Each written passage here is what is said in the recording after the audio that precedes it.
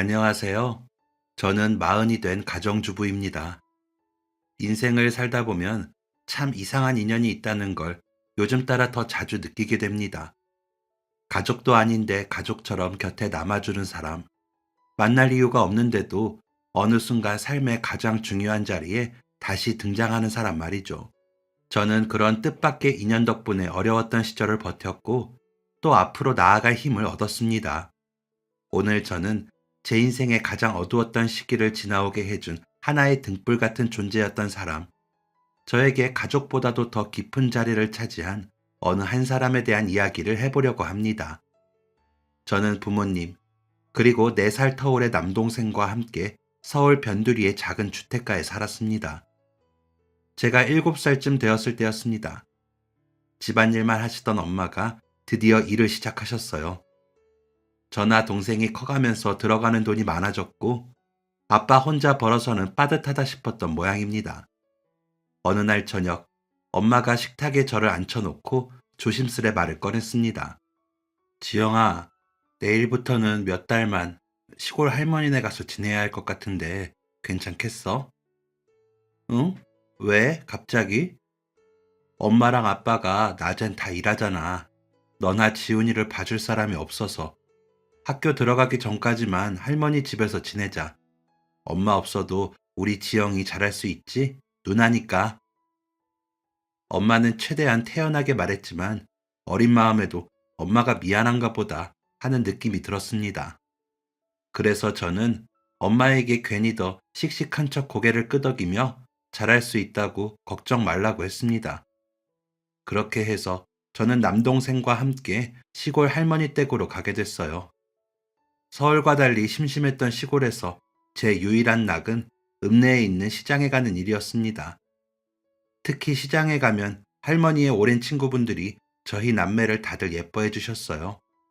고구마를 쪄서 주시기도 하고 떡볶이에 튀김 하나라도 더 넣어주시며 서울에서 왔다고 하니 더 귀엽다며 웃으시던 분들이 많았죠. 그 중에서도 저를 가장 챙겨주던 분이 있었습니다. 할머니 친구분이 운영하는 반찬 가게에서 일하는 아줌마였어요. 할머니 손을 잡고 좁은 가게 안으로 들어가면 항상 그 아줌마가 제일 먼저 활짝 웃으며 인사했습니다. 할머니 오셨어요? 오늘은 손녀분이랑 같이 오셨네? 점순이 있었어? 여기가 우리 손녀 김지영이고 이쪽은 손자 김지훈. 근데 사장님은? 아, 사장님 잠깐 가게 안쪽에서 쉬고 계세요. 애들은 제가 볼 테니까 들어가 보세요. 지영이랑 지훈이 이리 와봐. 아줌마가 맛있는 간식 줄게. 아줌마는 볼에 큰 점이 있어서 점순이라고 불렸는데 저를 유독 좋아하셨습니다. 가게를 갈 때마다 과자나 과일을 제 손에 쥐어주고는 했어요. 할머니, 지영이는 어린애가 어쩜 이렇게 어른스러워요? 진짜 너무 예뻐요. 어린 게 누나라고 그런가 지 동생을 얼마나 챙기는지 몰라. 점순이 너도 이런 딸 하나 있으면 얼마나 좋아. 애들을 이렇게나 좋아하고 예뻐하는데 삼신 할머니가 왜 점지를 안 해줘서. 그러게요. 지영아, 아줌마한테 와봐. 아줌마가 지영이 좋아하는 젤리 챙겨놨으니까 집에 가져가서 맛있게 먹어. 저는 어렸지만 할머니와 아줌마가 나누는 대화를 듣고 어렴풋이 알게 되었습니다. 아줌마는 결혼을 했지만 자식이 생기지 않아서 걱정이기도 했고, 그래서 아이들을 예뻐했다는 걸요. 동생과 함께 거의 1년 가까이 할머니 집에서 지내고 나니 저도 초등학교에 들어갈 때가 되었습니다. 그래서 다시 서울로 올라와 학교에 다니게 되었어요. 그러면서 자연스럽게 시골에는 자주 내려가지 못했습니다. 부모님은 여전히 바쁘게 맞벌이를 하셨고, 저희 가족은 명절 같은 날에만 겨우 할머니를 볼 수 있었습니다. 시간이 흘러 제가 중학생이 되었을 무렵 부모님은 새로운 도전을 하셨습니다. 아빠가 오랫동안 일하던 회사가 구조조정을 준비하고 있다는 소식을 들은 뒤였어요. 부모님은 아빠의 동료와 함께 작은 사업을 시작해보자고 마음먹었습니다. 하지만 문제는 자금이었습니다. 그때 도움을 준 사람이 시골 할머니였어요. 작은 밭 한 떼기를 팔고 집을 담보 삼아 빌린 돈으로 아빠에게 사업자금 일부를 보태주셨죠. 아빠는 그게 고마워서 할머니 집에 찾아가 몇 번이고 고개를 숙였습니다. 엄마, 고마워요. 나랑 지영 엄마랑 정말 열심히 해서 엄마 시골집 다시 찾아드릴게. 나야 뭐 늙어서 쓰는 돈이 얼마나 필요하다고. 지영 아빠야, 너 잘해야 한다. 아이들 앞날이 너한테 달렸다 생각하고 잘해봐. 알겠지? 내 엄마, 지영 엄마랑 나랑 정말 잘해볼게.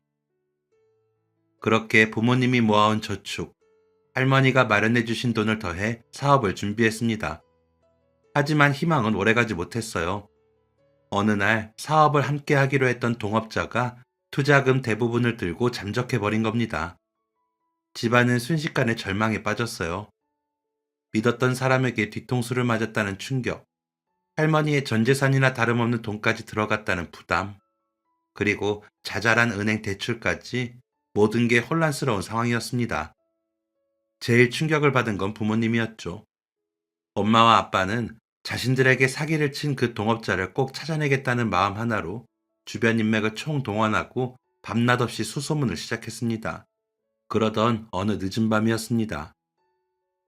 저는 시험 공부를 하느라 책상에 앉아 있었고 부모님은 계속 누군가와 전화를 주고받고 있는 듯 했어요.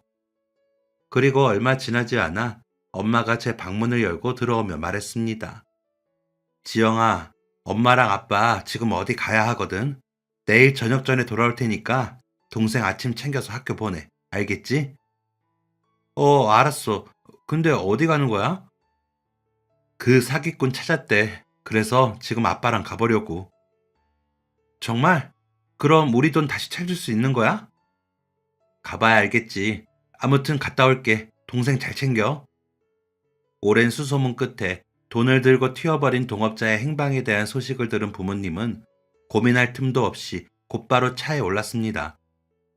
집을 잃고 빚더미 위에서 하루하루를 버티던 부모님에게 그 사람을 붙잡는 건 마지막 희망 같은 일이었거든요. 하지만 그 길에서 뜻밖의 사고가 발생했습니다. 유난히 많이 내린 비로 인한 교통사고였습니다. 저희 부모님은 사고가 난 지 얼마 지나지 않아 바로 세상을 떠나고 말았죠. 연락을 받고 곧바로 올라오신 할머니는 저희 둘을 끌어안고 주저앉아 통곡하셨습니다. 갑자기 부모님이 돌아가신 것만 해도 세상이 무너지는 듯 했는데 저희 가족의 불행은 거기서 끝이 아니었습니다.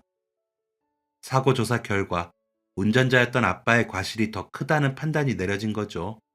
결국 부모님 쪽이 법적으로 가해자에 가까운 책임을 지게 됐어요. 저도 어렸을 때라 자세한 건 잘 몰랐지만 아빠가 들어둔 보험금으로도 해결이 되지 않았던 것 같습니다.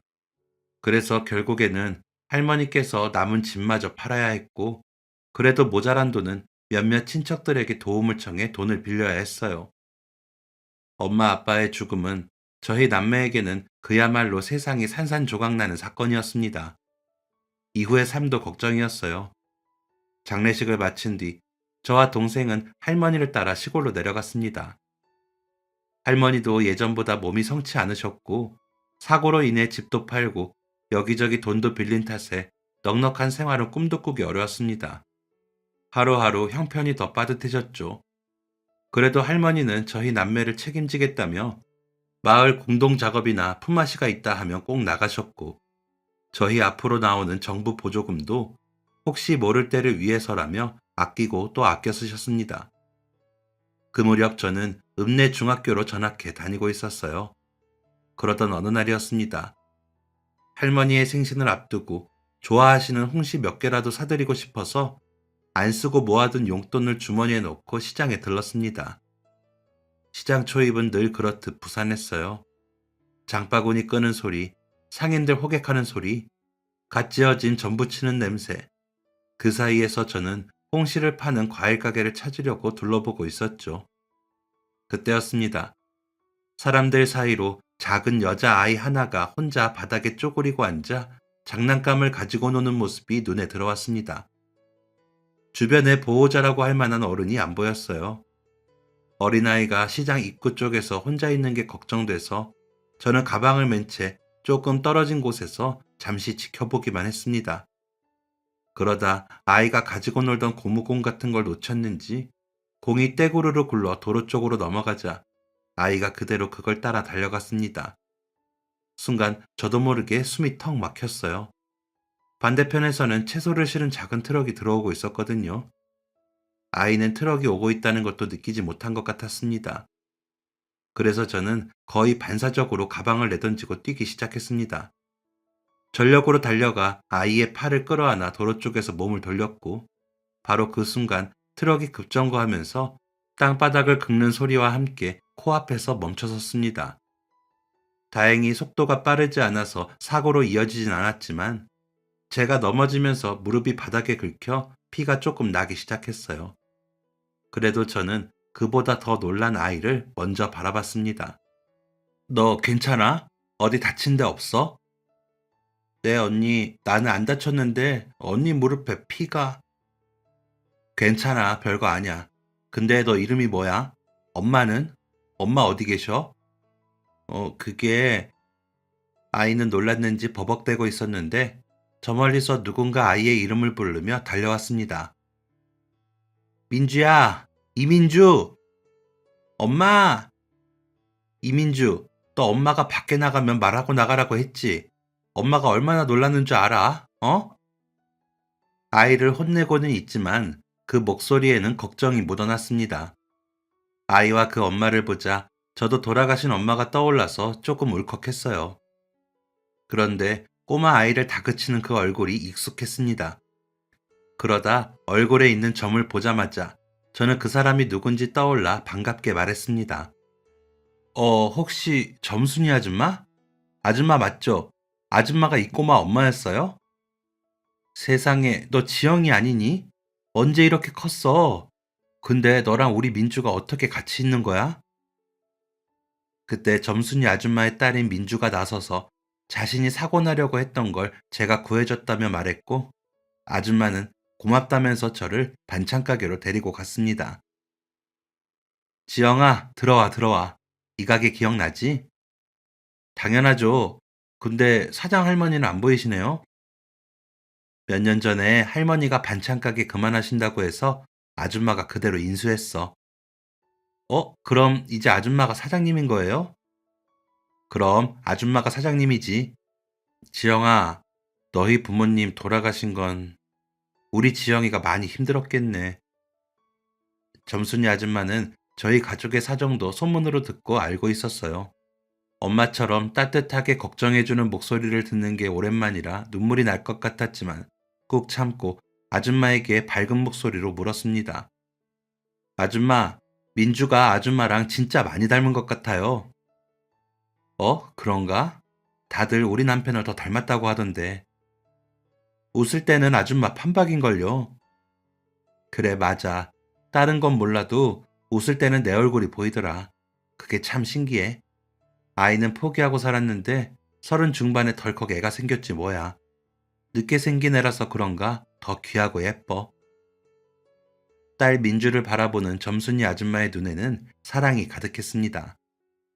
아줌마는 귀한 딸을 구해줘서 너무 고맙다며 제게 반찬을 잔뜩 챙겨주셨어요. 아줌마, 뭘 이렇게 많이 챙겨주세요. 이러지 않으셔도 되는데. 지영아, 아줌마가 고맙고 반가워서 그렇지. 우리 이제 자주 보고 살자. 아줌마가 항상 우리 지영이 잘 살고 있나 궁금했었어. 힘든 거 있으면 말하고, 알았지? 벌써 시간이 이렇게 됐네. 할머니 걱정하시겠다. 얼른 가봐. 네, 감사합니다, 아줌마. 그럼 저 가볼게요. 저는 점순이 아줌마가 챙겨준 반찬을 양손 가득 들고 집으로 돌아왔습니다. 할머니께 아줌마를 다시 만난 걸 말씀드리자 아줌마가 어렵지만 열심히 살고 마음도 착한 사람이라며 칭찬을 아끼지 않았어요. 시골 생활은 불편하지만 살다 보니 점점 적응이 되어 갔습니다. 그런데 얼마 가지 않아 할머니가 쓰러지셨어요. 나이도 있는데 갑자기 일하느라 무리를 하셔서 그런지 몸이 견디지 못한 거였죠. 큰 병은 없었지만 할머니는 예전처럼 일하는 건 무리였습니다. 하지만 할머니는 괜찮다면서 자꾸 일을 하시려고 했어요. 할머니, 그냥 누워 계세요. 의사 선생님도 당분간은 일도 하지 말고 쉬어야 한다고 했잖아요. 지영아, 할미 괜찮아. 우리 손주들 밥은 차려줘야지. 할머니, 내가 하면 돼요. 그니까 제발 누워 계세요. 할머니마저 잘못되면 어떡해요? 나 무섭단 말이에요. 제가 울면서 말하자 할머니께서는 마지못해 누워서 쉬셨습니다. 저는 그때부터 웬만한 집안일을 도맡았어요. 밥은 물만 맞춰서 밥솥에 넣으면 됐지만 문제는 반찬이었습니다. 만드는 건 시간도 걸리고 계란 후라이 외에는 해본 게 없어서 걱정이었죠. 그래서 저는 학교가 끝나면 점순이 아줌마네 반찬 가게에 들러 할머니와 동생 지훈이가 좋아하는 반찬을 골랐습니다. 저는 돈을 주고 사려고 했지만 아줌마는 돈을 안 받으려고 했어요. 지영아, 우리 사이에 돈은 무슨, 그냥 가져가, 어? 아줌마, 아무리 그래도 공짜로 가져갈 수는 없어요. 에이, 괜찮아, 됐어. 너한테 어떻게 돈을 받니? 아줌마, 계속 이러시면 저 죄송해서 여기 못 와요. 아유, 알았다, 알았어. 다 해서 5천 원이고, 이건 아줌마 서비스. 서비스는 다른 사람들한테도 주는 거니까 괜찮지? 너희 할머니 이 나물 좋아하시니까 좋아하실 거야. 저는 일주일에 한 번씩 아줌마의 가게에 들러서 반찬을 샀습니다.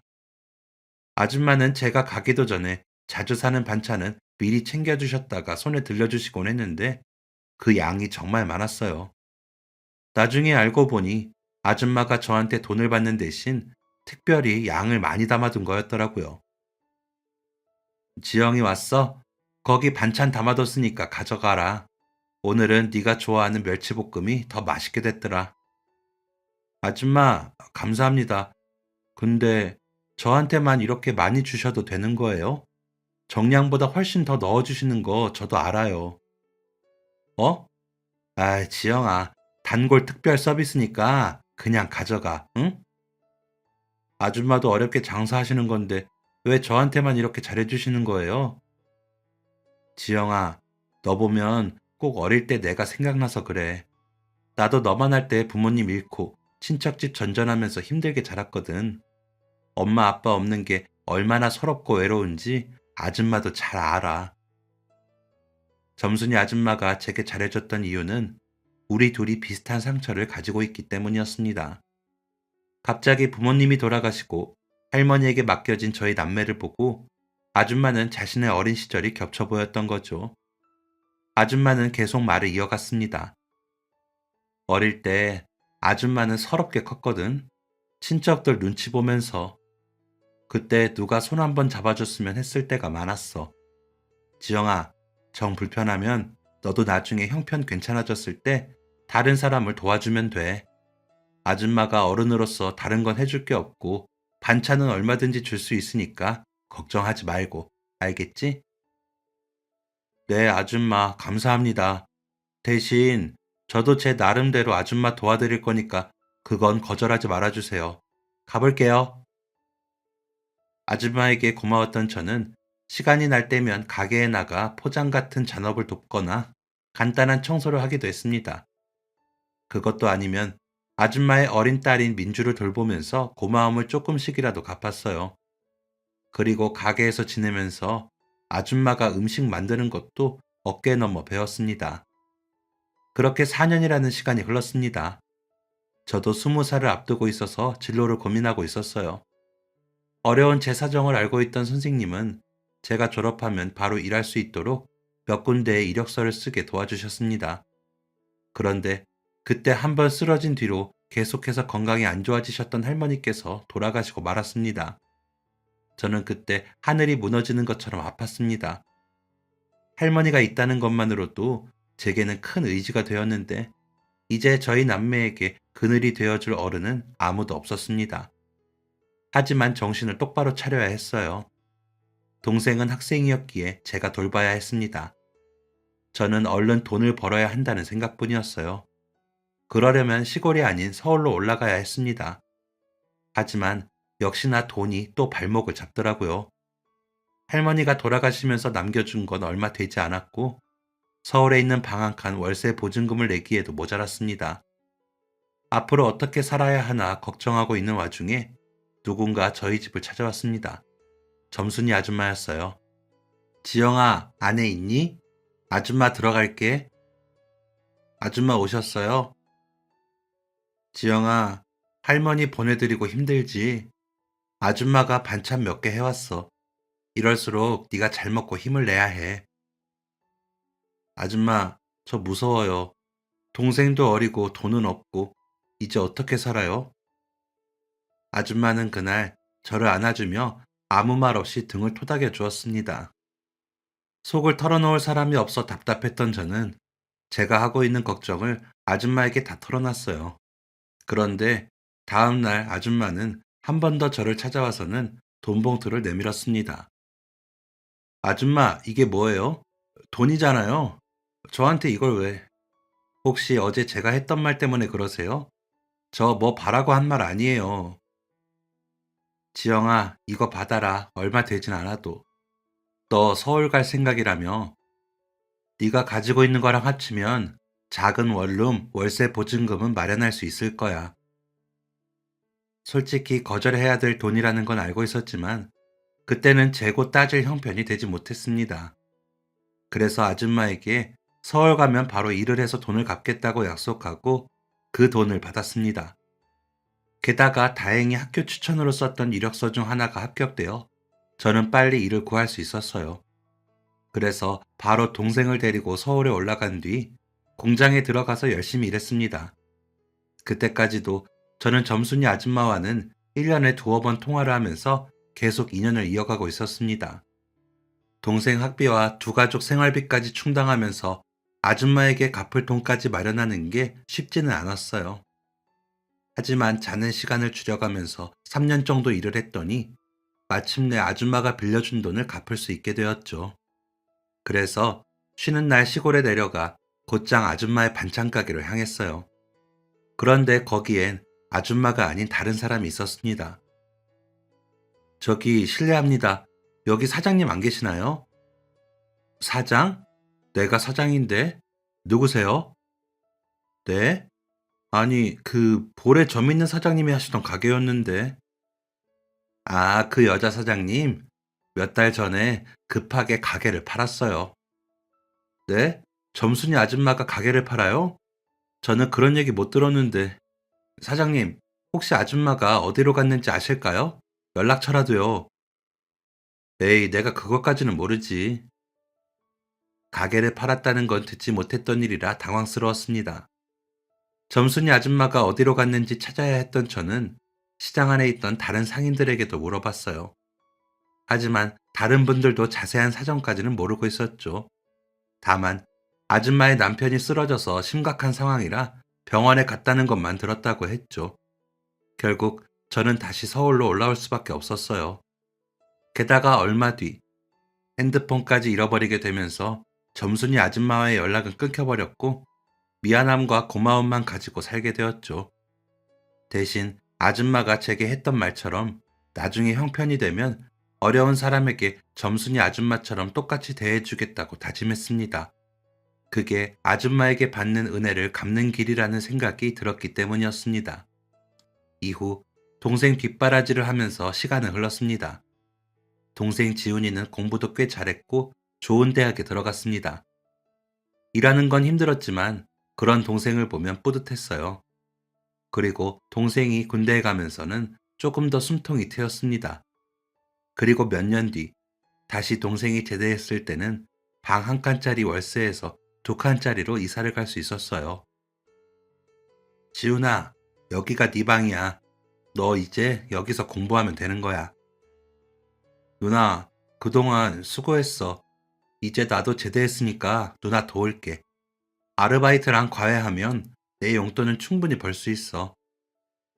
지훈아, 너 군대 갔다 오더니 철 좀 들었다. 그래도 너무 무리하지 마.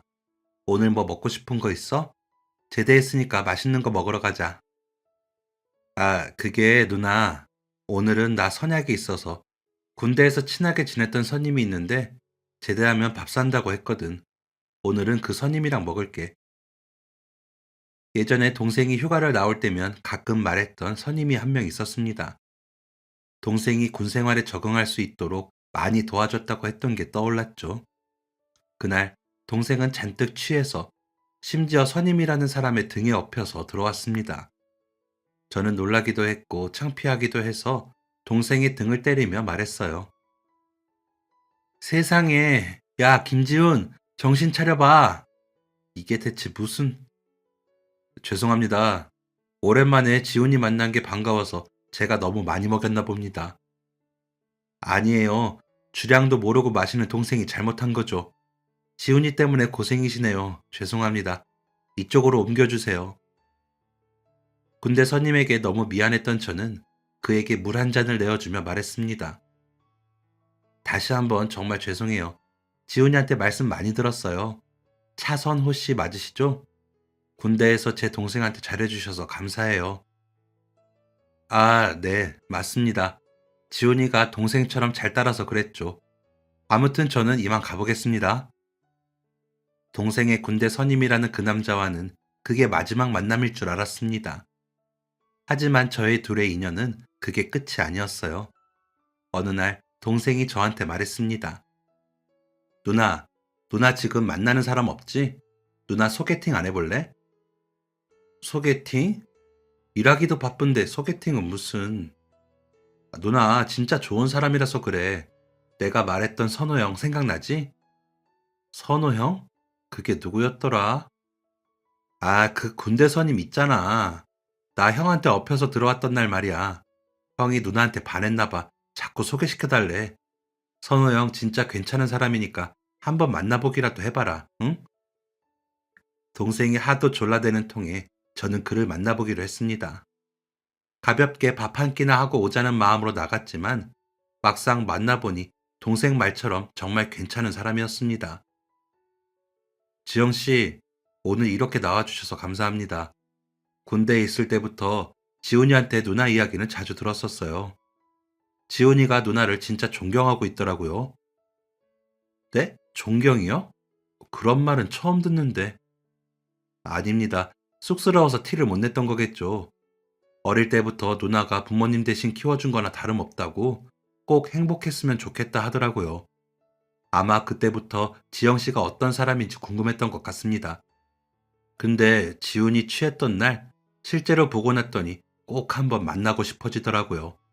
그래서 지훈이한테 무리한 부탁을 했습니다. 아니에요. 저도 선호 씨 다시 만나 뵈서 좋았어요. 이렇게 맛있는 것도 먹고 감사합니다. 그날 선호 씨와의 한 번의 만남이 두 번이 됐고 세 번, 네 번이 되면서 저희는 자연스럽게 연인 사이가 됐습니다. 선호 씨는 성실하고 사람 좋은 부모님 밑에서 자라서인지 국이 먹고 무엇보다 다정했습니다. 부모님이 돌아가시고 나서부터 장녀로서 강한 모습만 보여주려 애써왔던 저는 그런 다정함이 무척 좋았죠. 그리고 저희는 선호 씨가 회사에 들어가 자리를 잡은 뒤 바로 결혼을 했고 마침내 부부가 되었습니다. 남편은 인테리어 회사에서 일을 하고 있었어요. 그리고 결혼한 지 5년쯤 지나자 회사를 나와 작은 인테리어 업체를 시작했습니다. 처음에는 직원도 없어서 저 역시 남편을 도와야 했습니다. 회사가 어려운 시절도 있었지만 조금씩 자리를 잡아가면서 직원도 2명에서 5명, 그리고 10명으로 늘어났죠. 그 사이 저희 부부에게는 아들, 딸, 예쁜 두 아이가 생기기도 했습니다. 행복한 가족, 안정되어가는 남편의 사업, 저는 바랄 게 없었습니다. 그러던 어느 날 집에 들어온 남편이 뭔가를 계속 보면서 고민을 하고 있기에 제가 먼저 말을 걸었습니다. 여보, 왜 그래요? 회사에 무슨 일 있어요? 아, 그게 아니라 지금 사람을 한 명 더 뽑아야 할 것 같은데 누가 좋을지 잘 모르겠네. 아, 잘 됐다. 당신도 한번 들어볼래? 당신 사람 잘 보잖아. 어디 말이라도 해봐요. 지금 이 2명이 최종까지 올라왔는데 한 명은 대학도 외국에서 나온 사람이야. 근데 경험이 하나도 없어. 그리고 다른 한 명은 우리나라에서 전문대를 나왔지만 실전 경험은 많은 사람이야. 전문대도 늦게 들어갔는지 보통 신입들보다는 나이가 조금 있는 편이라 고민이네. 남편의 말을 듣고 보니 고민이 될 것 같긴 했습니다. 하지만 이상하게도 저는 전문대를 나왔다는 사람에게 더 정이 가더라고요. 남편 회사도 이제 업계에서 두각을 나타내기 시작했는데 아무것도 모르는 사람보다는 실무 경험이 조금이라도 있는 사람이 필요하다 싶었죠. 그리고 처음부터 가르치기보다는 어느 정도 일을 해본 사람이 좋을 것 같았습니다. 그래서 저는 전문대를 나왔다는 사람이 나을 것 같다고 조언했어요. 그리고 일주일 뒤 퇴근한 남편에게 물어봤죠. 여보, 그때 신입 직원 뽑는다는 건 어떻게 됐어요? 누가 들어왔어요?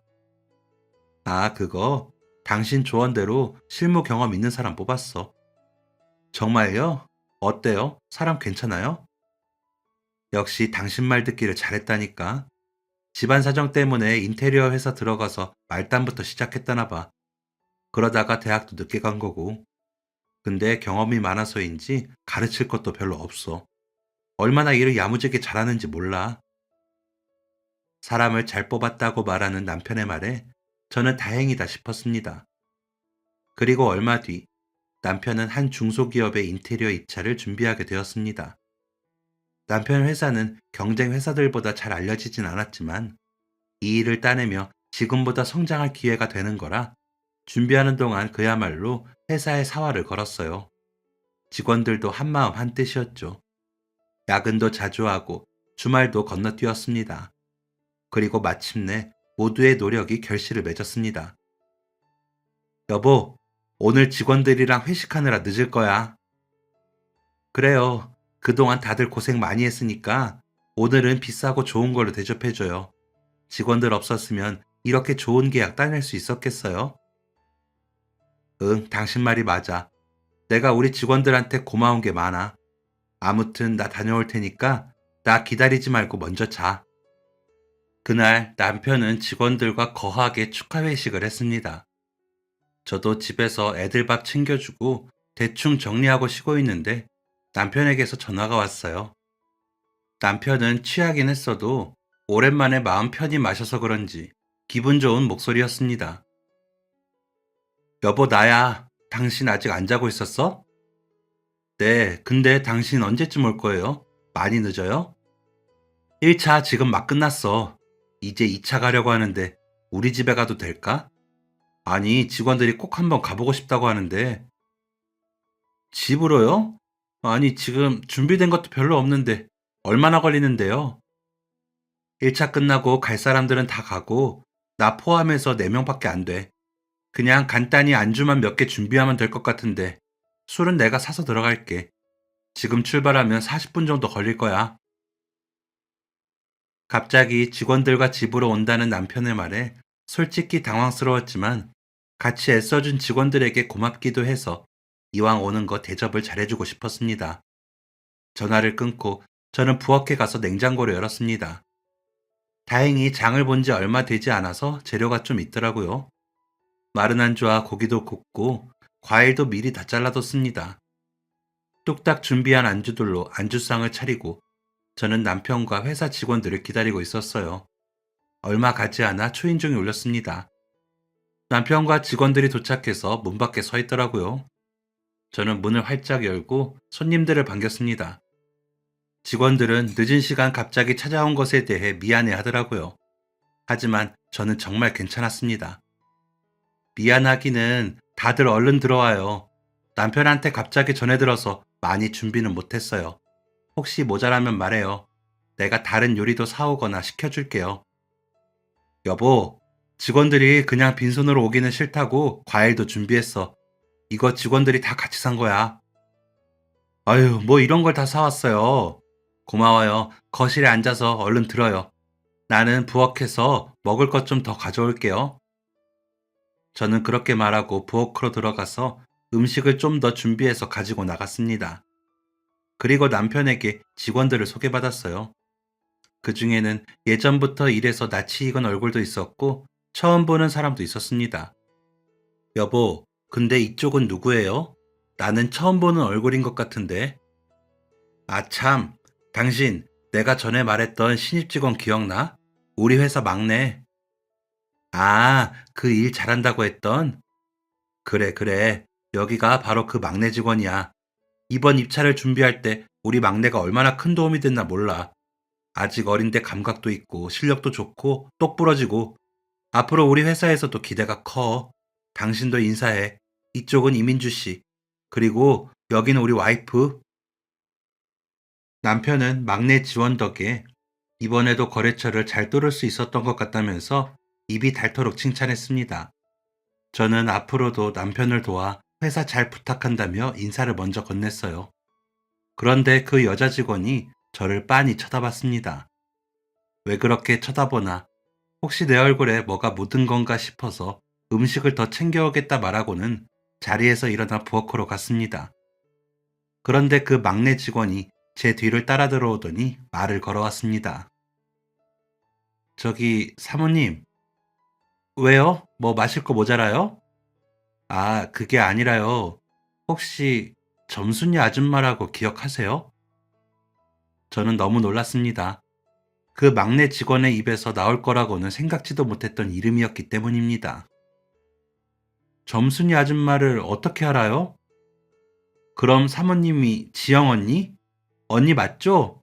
나예요, 나, 민주. 직원이 제 이름을 말하자 저는 그제야 그 여자 직원이 누군지 어렴풋이 알 것 같았습니다. 바로 점순이 아줌마가 30대 중반에 낳았다던 그 하나밖에 없는 딸이었어요. 그동안 잊고 살았던 그 딸아이의 이름도 떠올랐습니다. 반가움에 활짝 웃는 얼굴을 보니 아줌마를 꼭 빼닮은 모습이었습니다. 아니, 그럼 네가 그 꼬맹이 민주란 말이야? 점순이 아줌마 딸? 네, 언니, 저 민주예요, 민주. 사장님 댁 들어와서부터 긴가민가 했었는데 정말 지영 언니 맞네요.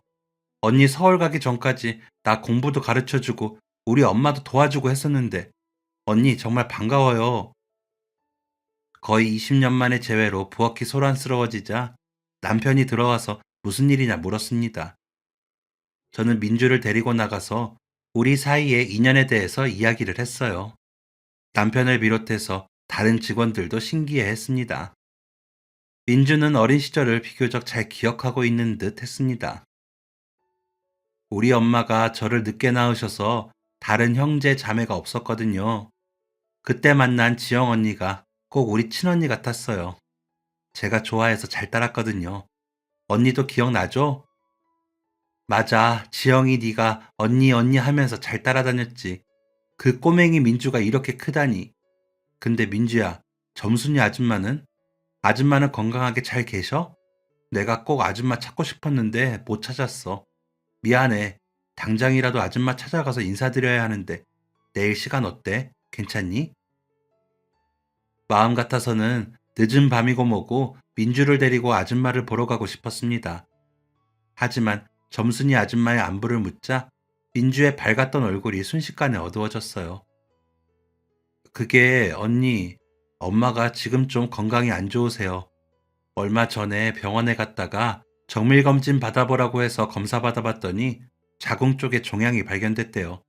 그래서 지금 수술 기다리고 있는 중이에요. 뭐라고? 아줌마가 아프셔? 우리 엄마 그동안 고생만 하면서 살았는데 이제 제가 직장도 잡고 잘 살아보려고 하니까 몸이 안 좋아졌어요.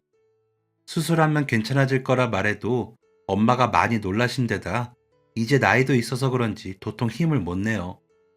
수술이랑 치료받으려면 잘 드셔야 하는데 잘 먹지도 않고요. 아, 언니가 우리 엄마 한번 만나주시면 안 돼요? 엄마가 언니를 좋아했잖아요. 반가운 사람 보면 기운 날지도 몰라요.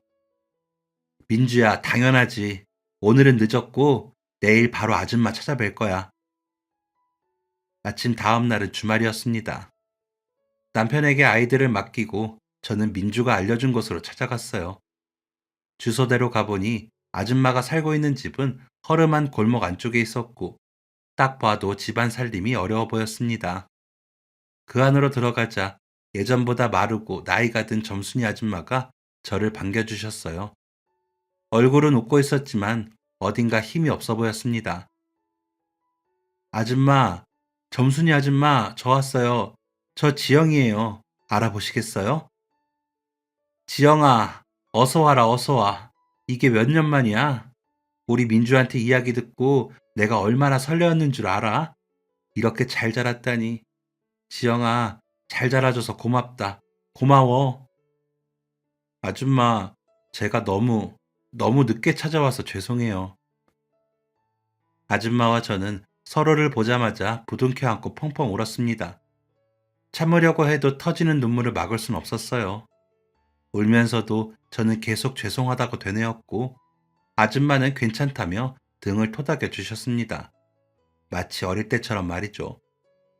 어느 정도 진정이 된 저는 아줌마한테 궁금한 걸 물었습니다. 아줌마, 제가 돈 갚으려고 찾아갔었어요.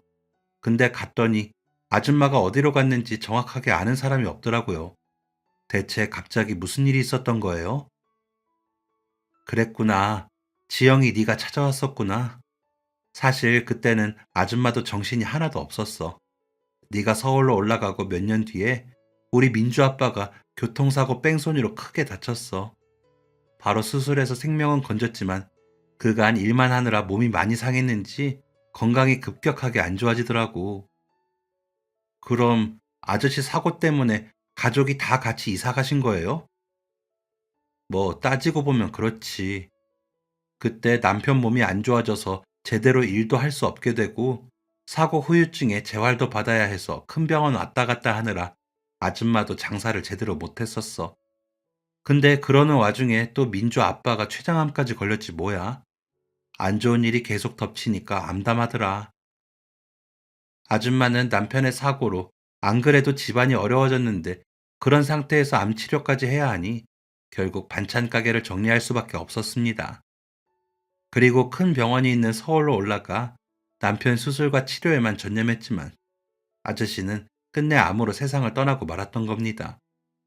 그리고 그때부터 혼자서 힘들게 하나뿐인 딸인 민주를 키웠던 거죠. 아줌마, 그동안 혼자서 얼마나 힘드셨어요.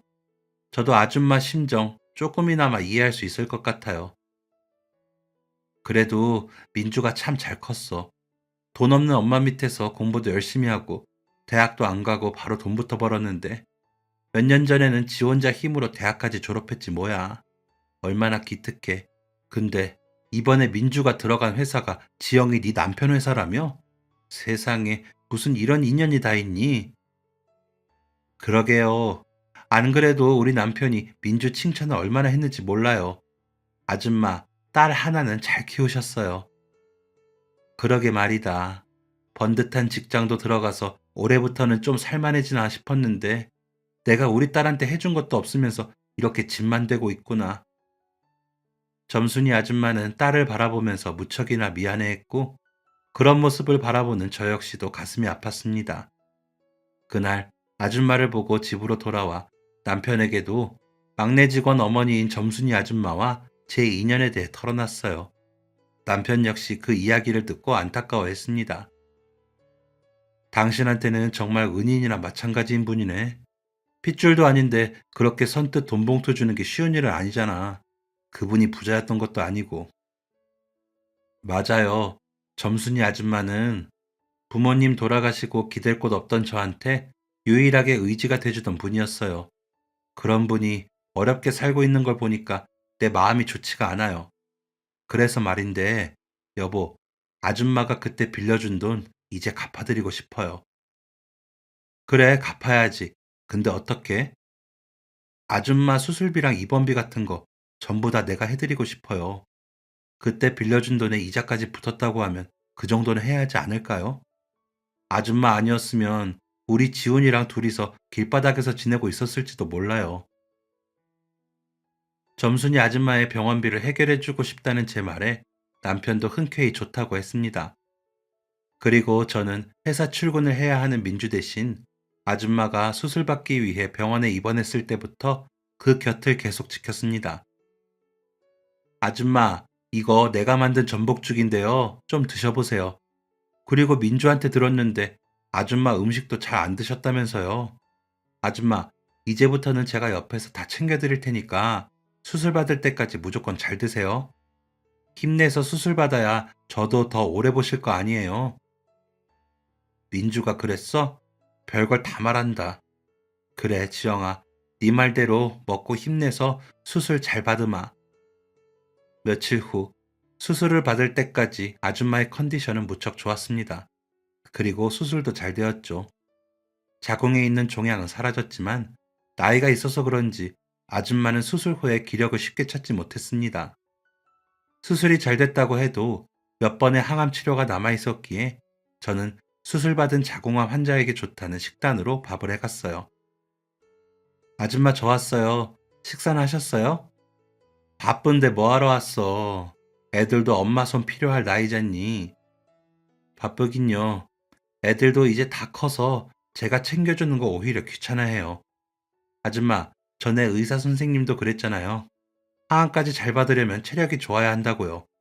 단백질 많이 들어간 반찬들 해왔으니까 남기지 말고 다 드셔야 해요. 이거 매번 고마워서 어쩌니. 수술비랑 병원비 내준 것도 고마운데 이걸 다 어떻게 갚아야 할지. 아줌마, 그런 말씀 마시라니까 또 그런다. 예전에 저한테 빌려준 돈 갚는 거라고 생각해 주세요. 식기 전에 음식부터 먼저 드세요. 저희가 다시 만난 지도 거의 1년이 지났습니다. 아줌마는 수술 경과도 좋았고 항암 치료도 잘 견딘 덕에 건강한 삶을 되찾았습니다. 그리고 그 사이 비정규직으로만 일했던 민주가 남편의 회사에 정규직으로 채용되면서 전세자금 대출이 가능하게 되어 아줌마와 민주는 그동안 살던 집 대신 더욱 쾌적하고 따뜻한 집을 구할 수 있게 됐죠. 아줌마는 집들이를 했고 저희 가족을 초대했습니다. 오랜만에 반찬 가게를 했던 솜씨를 발휘해서 제가 좋아했던 반찬으로 상다리가 부러지게 음식을 차려주셨어요. 아줌마, 뭘 이렇게 많이 만드셨어요? 이걸 다 어떻게 먹어요? 특별히 지영이 네가 좋아하는 걸로만 준비했어. 밑반찬은 따로 담아뒀으니까 이따 갈 때 가져가고. 지영아, 네가 이렇게 행복하게 자식들 낳고 사는 거 보니까 내가 다 뿌듯하다. 저 어려웠을 때 아줌마가 도와주지 않았다면 이런 모습은 꿈도 못 꿨을 거예요. 아니야, 지영아. 너는 어떤 상황이라도 잘 됐을 거야. 지금 네 가정이나 행복은 누구 도움도 아닌 네가 이뤄낸 거야. 아줌마의 말에 가슴 한쪽이 뜨겁게 울리는 기분이 들었습니다. 지금까지 살아오면서 누가 이렇게 저를 그대로 인정해주는 말을 해준 적이 있었나 싶더라고요. 그날 식사를 마치고 양손 가득 아줌마가 만들어준 밑반찬을 챙겨 들고 집으로 돌아왔습니다. 반찬을 정리하면서 문득 어린 시절 제게 돈을 받는 대신 남들에게 파는 것보다 몇 배는 꾹꾹 눌러 담은 반찬을 주셨던 게 떠올랐죠. 단지 자신과 비슷한 어린 시절을 겪고 있다는 이유만으로 따뜻하게 대해주셨던 점순이 아줌마와의 추억이었습니다. 부모님도 할머니도 제 곁에 없는 지금, 점순이 아줌마는 제게 거의 친이모와 같은 존재가 되어주었고, 여전히 저희는 가족처럼 지내고 있습니다. 그리고 이 모든 인연을 다시 한번 이어주게 한 아줌마의 딸 민주는 저희 남편의 회사에서 열심히 일하고 있습니다. 민주가 일을 잘해준 덕에 남편의 인테리어 회사는 일 잘하는 곳이라는 입소문이 타기 시작했고, 하나둘씩 들어온 프로젝트들은 다시 또 다른 일을 불러오며 회사는 안정권을 넘어 성장의 길로 접어들었어요. 이제 저는 어둡고 힘들었던 시절이 언제였나 싶을 정도로 안정되고 모자람 없는 인생을 살고 있습니다. 삶을 돌아보면 신기할 만큼 꼭 필요한 순간에 손을 내밀어준 사람들이 있는 것 같습니다. 저에게 그 사람은 점순이 아줌마였고, 그래서 저는 앞으로도 아줌마를 가족이라고 부를 생각입니다. 그리고 이 소중한 인연을 두 번 다시 잃어버리지 않고 오래오래 이어가고 싶습니다. 아줌마, 오래오래 건강하세요. 지금까지 사연 들어주셔서 감사합니다. 사연이 재밌으셨다면 구독과 좋아요를 눌러주세요. 감사합니다. 안녕히 계세요.